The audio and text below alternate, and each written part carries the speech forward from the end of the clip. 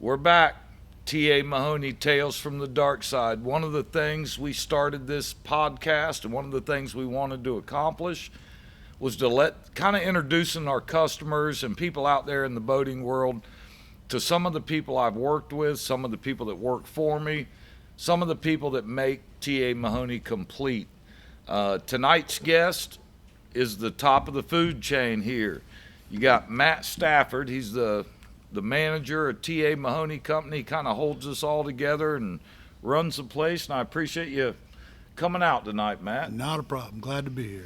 You know, normally when somebody works in a business, they'll tell you that it doesn't work working with your family, and it doesn't work having your friends work for you. Well, here at Mahoney's, we've gotten through all that. Matt, how long have we known each other, Matt? God, Mike, it's got to be pushing 40 years, probably more than that. Yeah, probably. Yeah, 42. Yeah, 45, something like that. Yeah. And he grew up on the road behind me. I don't know how the initial meeting was. I'm sure I was cutting through your yard trying to get to a pond or something. Yeah. BMX bikes, baseball, fishing. Yeah, it was a good time growing up in Brandon. It sure was. has changed. It's not the same anymore, that's for sure. Yeah, and you're still over there. You're on the outskirts of it. And Yep. Going to let the people know a little bit about you here. How long you been at Mahoney's? Coming up on 24 years this 4th of July weekend. Is that when you started? Yep. On 4th of July, 24 years ago. See, he was catching as many fish as me, so I figured the only way I could keep him out of the fishing hole was to hire him 24 years ago, 25 years ago. But, man, it seems like it goes so quick. It's quick. And we started fishing. Of course, I got in a little bit of trouble after, I think you got me in most of that trouble, didn't you? I'll take no blame. Yeah, Matt kind of instigated it when we were little kids, and I always got the hammer, so I kind of disappeared. I went to a little state-funded school, had meal plan and room and board. It was a good time. Teach you how to be an adult is what it did. But when I came back into the scene there, back over in Brandon, we started fishing again. Yep. And I remember your favorite lure there. What were you using back then? Old Cody Grubtail. Yep. Yeah. Gold one. The gold one, the only one. And I never had much confidence in that. You know, most people, Matt, that kind of switch over from freshwater to saltwater, which is about the time it seemed like, not that you hadn't fished saltwater, you fished plenty of it. Yeah, quite a bit. Definitely did more freshwater back in the day, for sure. And had a bass boat, right? Yep, it was an aluminum bass boat. Probably saw it was more saltwater than freshwater, but yeah. A little tracker. Yep. Blowing out the no-wake zones in the tracker. I'll admit to nothing. Yeah, Matt and his crew was a pretty tough crew back in the day, but most people, like I was saying, when they transfer over to saltwater, the first thing they do is start throwing live bait, and really you and Kenny Romberger and your brother Brett, y'all were pretty dedicated artificial. Yeah. Artificial most of the year until, prime live bait season, and we'd kind of switch over a little bit. Still throwing artificial, though. What was bait of choice down there in Boca Grande as y'all were growing up? Matt's got him a house down there, a family house on the Little Gasparilla Island, and been going there. Your grandfather. Yep, Grandpa put it down there in 1960. So the family owns it, and you've been doing a lot of fishing down there. What was your bait of choice down there? Was it artificial also? Artificial. Artificial was pretty much the main thing. You could just go fishing. You didn't have to, put the stress in about the bait and stuff. Now we'd throw shrimp in the wintertime when it was around. Wind wasn't blowing and the shrimp boats would bring it in, but mainly artificial. Yeah, and if anybody can remember Keith's Marine, people that have been around a while, Keith was over there on the Alafai River, and upriver up by 301. He'd built a tunnel boat, and there wasn't a ton of them out there. It was a pretty skinny running boat. It was 20 foot, right? Yep. You still got that boat today. Yeah. How old's that boat? Bought it in April of '96. It's my magic carpet ride, I call it. Yeah, I remember one of the first trips out in that thing. Me and you went out in it. What was it you told me? Time to take some paint off the skeg, I think you said. That was day one, wasn't it? That was day one. That was an interesting trip. I didn't think we'd make it into that little cut sideways, but I'm pretty sure half the boat was on dry land, but we didn't come off a plane. I think that was the first time I'd ever been to that Georgetown hole. Was it? You were going to show it to me, and I remember standing there, and I was holding on. Did you have a? No, you didn't have a tower in it right away. We were on the deck on those days. Yeah, 20-footer with a 90-horse Merc, wasn't it? Yep. And we went through that thing. The birds were standing. I'm telling you, I was pretty impressed with the tunnel, full tunnel, flat bottom, and it would get it. That was my first trip back there, and we made it. Yeah. I think we bumped. Oh, well, I don't think you Dry can't but bump in that little slough. Yeah. Remarkable how much it changed every few months. Yeah, just that pass in there, how low the tide would get, and that water would rush back in. It changed, kind of like real similar to Blind's Pass over there. How seems like every storm season it kind of changes it up there in the pass. But we started fishing that Gandy area pretty hard. And, man. You've caught some pretty big fish. You remember catching? What's your biggest snook? Still about 42 and a half inches with you. Yeah. I got the picture of a magazine shot. I gotta bring in. We're gonna put on the wall from Suncoast Angler. We were on the cover of that one. Yeah, that was a big fish. I remember that day. February 14th. It was early spring. Kind of cool out. It was. It might have been. I think it was the 14th or the 20th. I can't remember what. It was coming up close. It was early February. And where was that at? Weeden Island. Backside, way deep.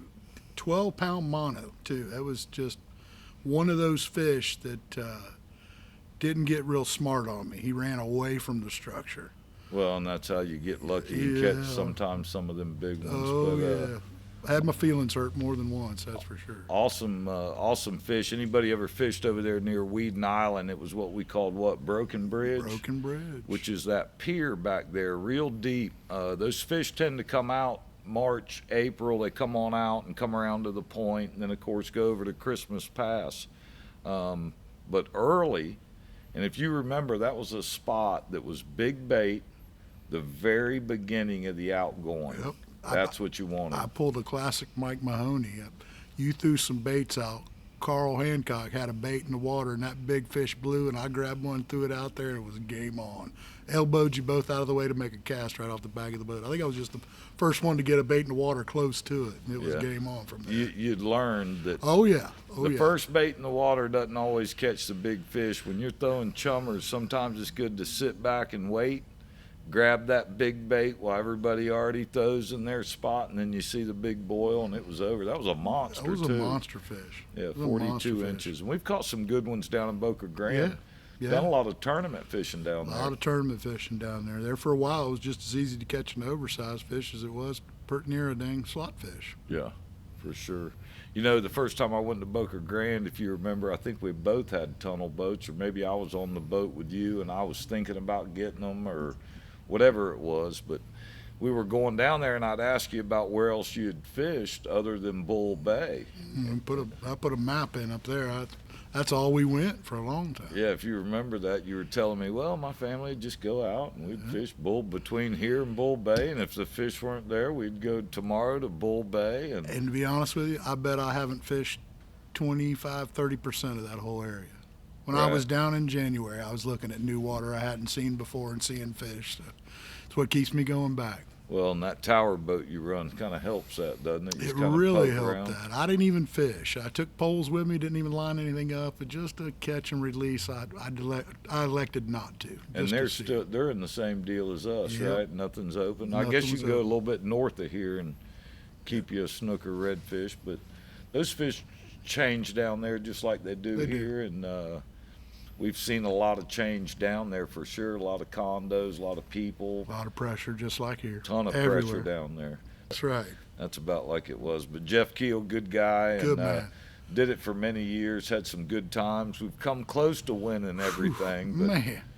You know, I had some people give me a hard time about that whole deal on the fish on the dock, and you were there. No, you weren't there. You were around the corner, but you knew what was going on. What was the guy's name that I caught the big snook off his dock with a trout head? Oh, Ellsbury. Yeah. Captain Sam Ellsbury. Yeah, so Captain Sam, there was nothing in the rule, and you were fully aware of this, and you knew how I fished tournaments before and how I look at things. A lot of times I look at a rule sheet, and it's not that I'm going to break any rules, because I don't, but I'll look at a rule sheet and see what's not on there where we can get an advantage. You practice like NASCAR. It's not breaking the rules if it hasn't been made yet. Yeah, if the rule ain't been made, you can't break That's right, it. So that's right. I go over to this guy's place. He's got pet snook, and there's a whole bucket of trout heads. There was nothing about bait being left on a dock and to catch The anybody's. only thing I understand is you can't purchase bait from Yeah, somebody. and there was nothing purchased. There was No no money changed finances thrown hands. back and forth. Totally and, legal. It was funny, that tournament. I'd caught I think it was a 34 and a quarter, and you'd caught a 34 and 3/8. Yeah, within 5 minutes, that really messed the judges up. Oh, the judges, Mahoney and Stafford on the same team, two different boats, and they put in the same size fish at a glance within 5 minutes of each other. We had them going up and down on that one. They checked everything up and down. They could see where it was sitting on the ruler and could tell everything was legit. And Yeah, because we were probably 3 miles away from each other. yeah, and I think it was within about the first 15 It was minutes of the 15 tournament. minutes of the tournament. Yeah, we were both done snook fishing for the 2.5 days. Yeah, we ran to the dock. Y'all did it a little bit different. Y'all went to that island out there. Yep, and yep. Who hooked that fish? Let's see, that Was one. that Brett? I'm pretty sure. No, I don't think Brett got that one. I'm pretty sure that was Joey that got that Yeah. fish. Joey. Usually it's Bruce. Joey's dead on for the big redfish, and Bruce will pull up that. But Brett been overdue for Yeah. for a big snook. He can get them big redfish. He's overdue for a big snook. I might have to put him fishing with you some. Yeah, I put him on one time, but it was pre-fish. You put me on every big one I've caught. Yeah, I know how to get them. If they don't want to bite, there ain't nothing No. you can do about it. I mean, wish you other than could. throw a cast net over them or something like that, which I wouldn't do that. I just know how to do it. Don't be mad at me. We got CA. some new CA stainless probably steel. ain't even watching it though. He may hear about it and then go back to it and see it. But yeah, we've had some good times down there in Boca Grande, and time flies, man. I Woof. mean, from those days of my kids being down there at Yeah. 5 and 6 years old, playing around on the beach, we both see the pictures. We both Yeah. had tunnel boats. Some great pictures of the kids. Now they're having kids and That's getting married, crazy. and things are going. And we're not in as good a shape as we were. No, Back's hurting those, tonight pretty good. those 4 or 5 nights of fishing in a row. I don't know that we could do it the way we used to. Yeah, we used to hit them hard over there in the intercoastal. That was one of the things I tell people, how we beat the heat back then.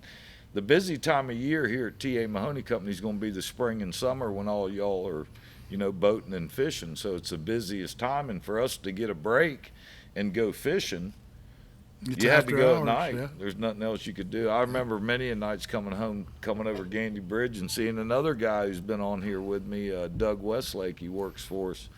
Good guy out there, works in the shop, runs the shop, and he's doing a pretty good job at it. But we'd always see him out there sitting in that one hole right on.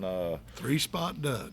Yeah, he's in one of those 3 spots, and of course Doug will run it. Doug could go on less sleep than we could. Good Lord. Well, We'd be leaving at midnight, and Doug would still be throwing chummers out there when we went over the bridge. you're not coming in when you think you are if you go fishing with Doug at night. No, And it ain't earlier than you think you're coming home. That's for sure. Oh, yeah, he drags his feet a little bit, and I'm telling you, if it ain't a limit, it's hard to get him in. He likes getting that limit, whatever he's Target species.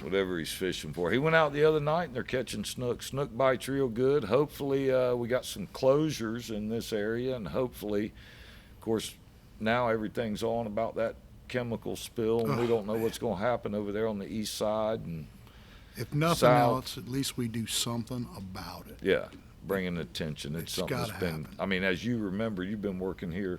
Would you say 24 years man. at Mahoney's? And this ain't the first time something's happened like that. No. We've dealt with. One of the guys, it was Bay Drum. I think he was a customer of ours. He was pouring oil in the Hillsborough River there for many years, and they kind of put him away a little bit. But we're going to talk a little bit more when we get back, Matt, about we're talking fishing, but we're also going to talk about the store some and how you played a part in that. We've been 75 years this year, and you've been 24 of those. Yeah. this place has gone through some changes. I've seen in some changes. 24 years, Yeah. and Matt was really the one that kind of let me know that, you can't really deal with people like you're dealing with them, Mike. Back in the day, I remember you telling me that one time. I used to catch a shoplifter or something, and boy, it was time to get the dogs out. I mean, I felt like you steal from me or something like that, you've lost your rights. Eye for eye. And I used to do some of y'all would think it's mean stuff, but it's really not mean, because I was in total control the whole time and nobody ever got hurt. But they doubted if they were going to get hurt. Let's just say deserving. Yeah, definitely good and deserving. And Matt's kind of helped me keep it in line and brought us up to where we're at today. And I want to, we're going to take a short little break here, and we're going to be right back at it talking T.A. Mahoney. And I appreciate you coming out tonight, Matt. My pleasure. We'll be right back, guys.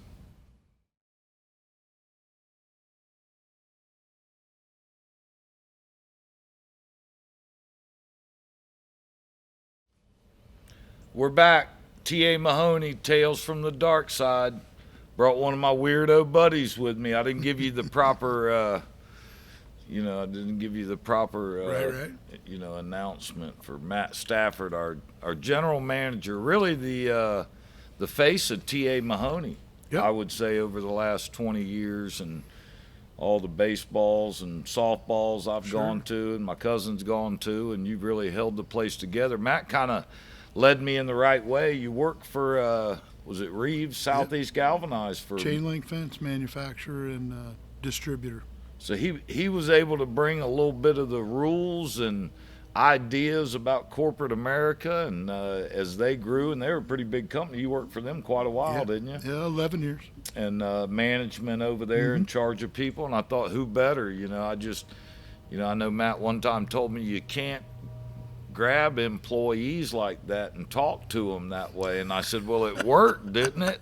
And he goes, yeah, but that's just not the right way of doing it, and kind of helped me out with that a little bit, and the way things should be. And You've come a long way. yeah, and it's this place has come a long It way. sure has. What are some of the changes you've seen over the last 24 years? Well, what I noticed is we were mainly, a hardware store, I guess, with a marine problem, so to speak. Right. And the marine side just kept growing and growing and growing. And one thing that I noticed, and I'm sure you and your cousin did, is some of this stuff really wasn't moving as much as the marine stuff was. Right. I remember walking past toilet rebuild kits, every day, that never really left the shelf, and thinking, why are we having them? Yeah, I mean, it's come a long way. I've seen quite an evolution in this place, and I'm glad. I'm thankful for it. Well, I really am. and with some of the big box stores, you can only imagine. We were down in the port, and back then there really wasn't, I think you had the closest hardware store might have been Empire Hardware, Beta Bay Hardware. I mean, it was a good little. There was a guy right up here forever. We used to buy from at the fence plant, little hardware store, guy. little family name hardware store. Kilgore, wasn't it? That's it, Kilgore. Yeah, they were on the corner there of Broadway and 50th Street. You're exactly right. So you had a few of those guys, but that's why we were talking about earlier, nails by the pound and all that, because there really wasn't a lot of those around. No. Being where we were over there in the port kind of gave us that marine end of it. We've always serviced a lot of people in that port area, from the Port Authority to some of the ship guys and ship builders over the years that we've had there. Of course, now it seems like it's going more, a little bit more fancy pants over there. Residential. I don't know if you can stop that. If you want to call it progress, it's progress. But they It's change. kind of moved us out of there a little bit and got over here, and there's been a ton of it. How about the guides we've seen is just Amazing. yeah, some really good people, and I tell people all the time, a lot of my friends, that I have and that I do things with, pretty much all come through the store. That's right. So That's the beautiful thing about working here, is everybody walks through the door, shares the same interest I do. right. So if it could be fun, it can be fun, Right. And it's like what I tell people, there's people that you meet, like we've met police officers before that are sergeants and high up guys, and that all come in here. And they're really good people. And then you talk to one of their workers, so to speak, a guy lower on the totem pole, and they'll say, "Man, that guy, he ain't that nice." And I go, "Really? I can't imagine that." R.J. Reynolds. Oh yeah. They used to say he'd bust them up pretty good if you didn't. You didn't follow the narrow path. That's right. But R.J., would always give me a little bit of slack, I guess, because he liked boating, and I was part of that. Probably due to reach out to that man. Yeah. Another good customer. We've met some good ones over the years and got involved with some CCA events and big supporters of that. What have you seen as far as in this Tampa area and what's changed? I tell people sometimes about every 25 years, if you look back, we've been in business 75 years this year. And if you look back on the history, about every 25 years, things are changing, and I believe we're there now. Yeah. You're seeing that. And what are some of the changes you see coming up? To be honest with you, I think it's going to be supply. I think we're going to be having to get a little bit more narrowed down on what we carry, just for only reason of availability. And that's been a problem, the last year? Yeah, last year. I mean, I was on the phone with one of our suppliers who are out of some bait well pumps. Well, we can't be out of bait well pumps. It's Mahoney Company. Right. So I got on the phone with one of our reps and said, no problem, got them coming, and they called back. So we got a problem. So Doug picked up the phone, and I said, well, I only ordered a half a dozen. How many they got, Doug? Get us a dozen coming. 1,100 rule pumps. We'll be out of them in no time when this live bait season gets going on. I'd rather have them than not. Axles the same way. If they're available, we're trying to buy them up so we have them. Protect our customers. That's really been over the last year, and hopefully what we'll see is that kind of straighten up. It makes us work a little bit harder because it makes it easy when you know where to go to get your product and you're ordering every week and supply, but now you're kind of looking a little bit further than that week. And I know trolling motors right now, it's just when people ask me, hey, how about one of those spot locks? And it's like, really? Yeah. Trolling motors have been something. With boat sales at what they are, and not to have a trolling motor to sell for a boat, that can't be easy, but people are buying anyway. Yeah.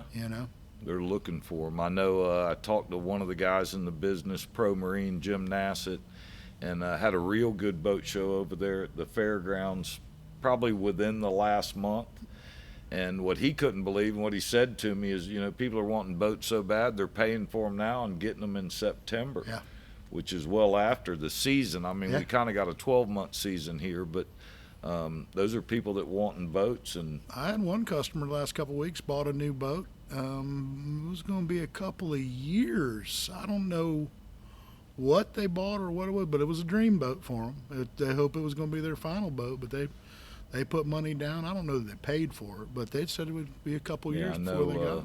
Those big center consoles and the Freemans you're seeing out there, the big cat boats, really nice boats, big demand for them. And it's taken over a year to get some of those 40-footers with takes 4 a or lot of 5 time motors. to build a boat like that. Yeah, and it's just more people boating, which I think is good. I think this whole Chiquita thing has really made people, especially here in Florida, utilizing the asset, the resources we have. And we've seen really an uplift in people coming in the store, people moving to the area, people at the boat ramps.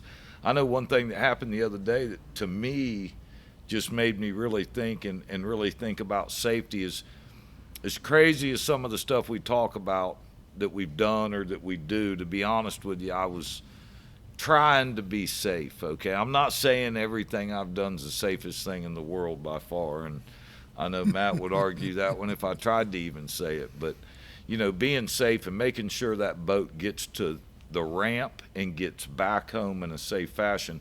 We've had 2 people this weekend. on the same day. Yeah. It was a Friday, I think it was. The ball came off, or the coupler of the trailer came off the ball.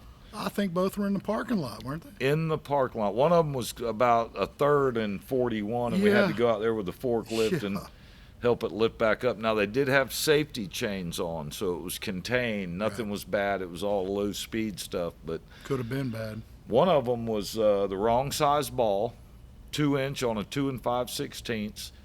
And the other one was he locked the lever down, but it actually didn't go in the lock position. So the first bump he hit, which happened to be our driveway that kind of throws you up in the air, boom, came right off. So as far as safety goes, make sure those things are latched and you can see it. And I've probably only heard of that a few times being in the store and having two of them in one day. I think everybody ought to check that for sure. Yeah, absolutely. Especially a new trailer. Make sure a lot of the rules have changed, and you know this with trailers now. What do you got to have brakes on every axle, anything right? 3,000 pound package or more has to have brakes on all wheels on the ground. Yeah. So if you have, and which means if you have a trailer that's rated for 4,000 pounds, which is lightweight, and you got 3 axles. Average size bay boat, 3-axle trailer, way overkill, and you got a 19-foot boat on top of it. If it's capable, not if your boat weighs it, if the trailer's capable of towing 3,000 pounds, brakes on every axle. And that's some of the stuff we've seen over the years change with the way, trailers have almost gone out of sight. I mean, the price of metal, people are complaining about wood 3 times as much as it was a year ago. Wood's silly. So, and stainless and aluminum's the same way. Some of the trailer stuff you're building is what, $25 a foot? Pretty much. When we fabricate, doing fabrication in the back, working on trailers, all that stuff is an obstacle. And the biggest problem right now is not necessarily the price of the product, it's finding the product. Yep. Locating.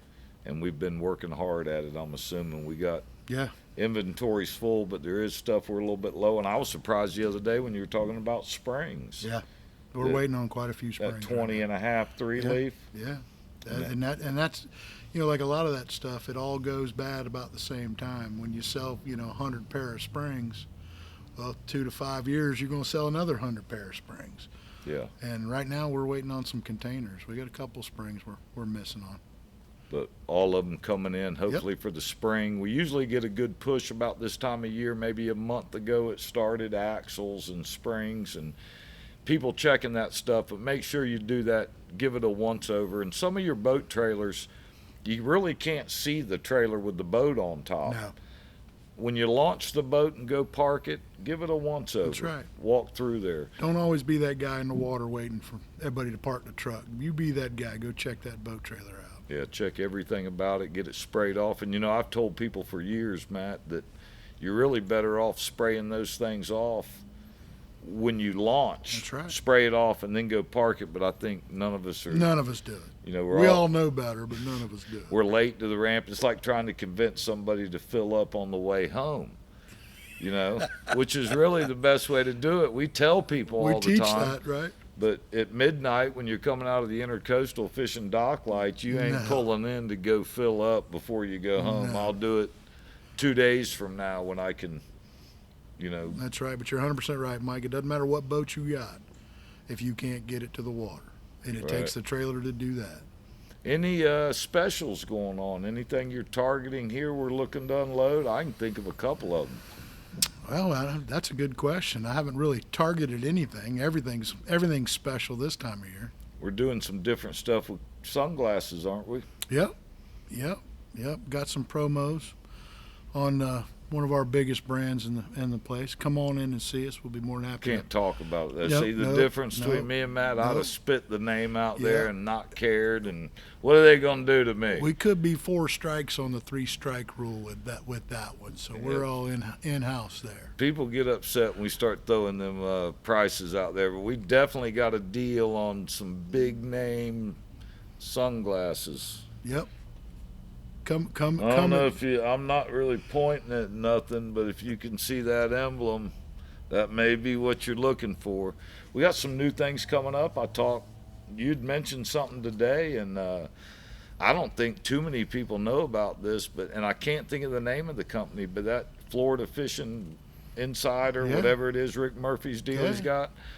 I found out about that company because I called Mr. Jeff Page up, which Jeff usually shoots me straight unless it's about a fishing hole. Artificial. If it's about a fishing spot, Jeff ain't showing no love. But I asked him what Rick was doing because I noticed his sponsors had changed, and that was a group of guys that bought that building right where Costa was, and started I like the their sound own. of that. Yeah, started their own gig and got about 9 different pair of frames, and I told them send them our way. We want to talk to them. I get inundated with people trying to have me put products in your store. Oh yeah. So I don't really follow up on a cold call lead. And I remember seeing something a week or so ago, and I didn't even know what it was. But well, and I had explained that, with being here for so long in different companies that come in, we have a mindset to do, like the apparel thing. Yeah. I mean, if we bought every bit of apparel that came into our store and tried to sell it, it'd be nothing but apparel. There's a lot of good apparel out there, and we're going to carry a little bit of it, but we've just found better doing our own brand. Yeah, I agree. People don't come here to buy Salt Life, or people don't come here to buy Hook or whatever makes you fish better that you got to buy. Go to Bell's and buy it like Matt Clapp does.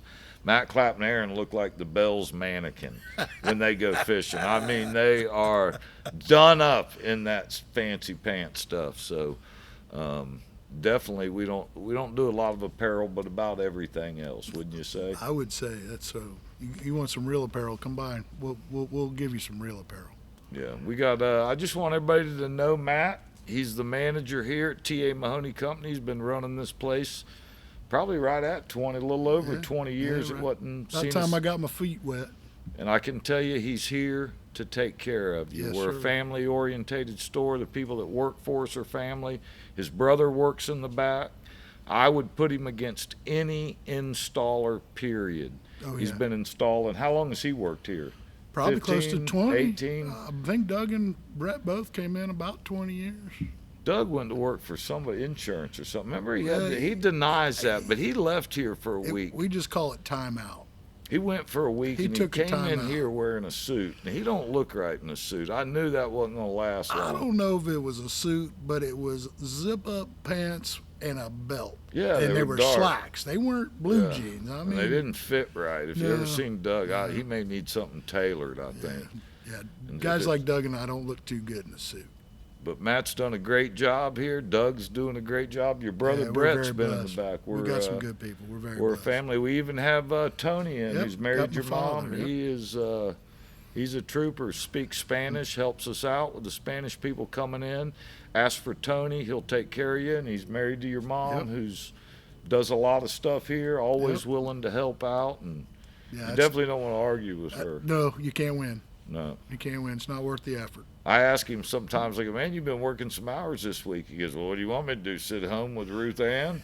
Hope she ain't listening to this. She may get upset. He'll have a list of chores. Funny, I talked to him last evening, and with that rain, he didn't have to get out there and do his yard work on Sunday, so he had a relaxing day, which Man, was that good. was some storms coming know. through. That was We've, one of the funniest times I can remember, we had a customer named Warren, and I know Warren is going to be watching this. Well, he wanted to see us. That was before neon even came out, and Warren had the whole T-top He neon did. green. on the Carvel. Wasn't it? Remember, we could see him from 10 miles We knew away, exactly where he was. tied to a channel marker trying to catch something. So I'm telling Warren, he lives on the Alafai, and I'm saying, hey, man, we're catching them big snook in the Alafai. And me and you were over there Yep. one day, and we had one of them afternoon storms come in. And this is how long ago it was, and I know that some of you local people will remember this. I still remember it. The Showman's Club in Gibsonton Oh, got yeah. the roof torn off of it during this storm I'm talking about.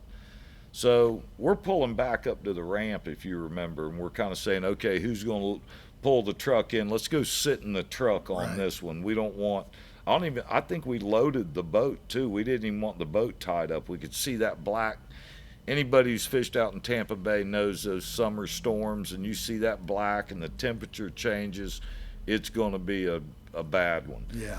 Well, we're loading the boat, and our buddy Warren's there in his pontoon boat or something, big deck boat with 15 dogs on it. And he's like, hey, what are y'all doing? We're like, we're going to sit in the truck till the storm goes through. He And he's was like, putting in at that point, wasn't he? yeah, he said, oh, we'll just go underneath the bridge. And I'm thinking, Go underneath the bridge for a storm. When the bridge is 100 feet in the air, I've already learned my lesson with bridges and storms. The best one in the bay is 4th Street, where the interstate. I've sat underneath that with Matt. Yeah. We've had them summer storms, but always be thinking that when you're out there. You know what I mean? Always be thinking, when that storm comes, where am I headed? Yeah. Because you'll get trapped, and sometimes you can't get back to the ramp. And you ain't running from it. No. The Alify is a decent place. They got some cover over there, some picnic tables. You got to kind of deal with the meth heads, but they don't like being around people who don't do meth, so you can kind of run them off there. But they kind of live over there or something up underneath the bridge. But nowadays, you pull up there as a fisherman, they kind of get away from you. Yeah. But we sat there, and old Warren sat underneath the bridge, which is a big mistake. The Alify River Bridge on 41 is not one to sit under when it's pouring rain in a storm. Sideways rain. Yeah, sideways. There's no way. So he comes out, and he's got the poncho on. You remember that? Every dog was soaking wet. I think they were Wasn't it going whimpering. sideways? Oh, we saw 55-gallon drums flying across the parking lot that day. We went back and watched him. He fought it, and it was probably, they usually don't last that long. You know, it's usually 30 minutes to an hour, maybe at the Beginning most. to end, probably an hour. Yeah, and that's about what it was. We come out, we launched, and I remember seeing him soaking wet. He had that poncho twisted around him about 6 times. All the dogs were wet, and we asked him, "Hey, how was it underneath that bridge, Warren?" I think they put it back on the trailer after that. I don't even think they went out. They might have lost a dog. I mean, that wind was something else. We were sitting in the truck, and we made sure we got away from trees. Yeah. We got away from the flying garbage cans, but we made it. We could probably write a book of experiences at the Alify River boat ramp. Oh, yeah. We go into some I wouldn't even want to talk about. Nope. But we caught some monster snook there. Monster snook. Over the years. And Matt, I've had a good time with you, buddy, and doing a ton of fishing with you, and the most appreciation coming through the store. You know, when we originally hired you and put you in the position you're in, I knew you were the right one. Family orientated, level-headed, getting stuff done, ain't scared to work. Nope. And it ain't changed. Nope. It's hurt your back. You've sacrificed your health. That's all right. But you've been here running this place, and I appreciate it. I enjoy it. We appreciate it. Mahoney's appreciates you're part of this store and part of our growth. And thanks for coming out tonight and letting people get to know you a little bit. My pleasure. We'll be back next time. Appreciate y'all tuning in. Matt Stafford, he runs the place. Good night.